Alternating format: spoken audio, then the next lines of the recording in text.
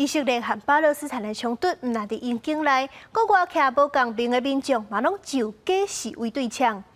有一个去埃及旅游的以色列旅游团，遭到受到攻击，造成3个人死亡。另外，因为以色列长危险，所以讲往回以色列的飞机是隆重取消。除了要逃出国的人受到影响，要回乡参战陪伴亲人的以色列人嘛无飞机通坐。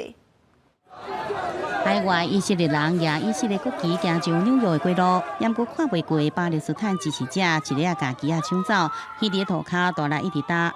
伊把建会雄雄庆元，英国驻地海外民众也行上街路示威。双方立马伫纽约甲亚历兰大一家国际所在时互相伫呛声。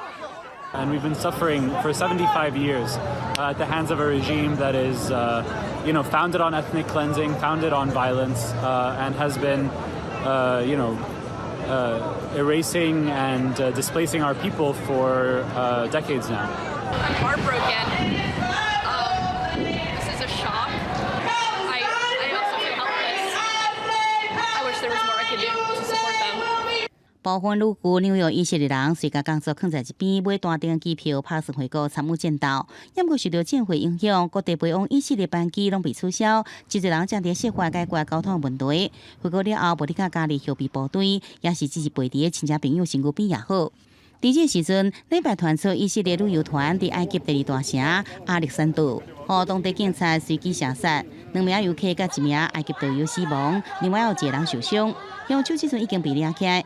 埃及是头一个甲以色列达成和平协议的阿拉伯国家，两国虽然有外交关系，不过以色列人伫埃及依然是无啥受到欢迎。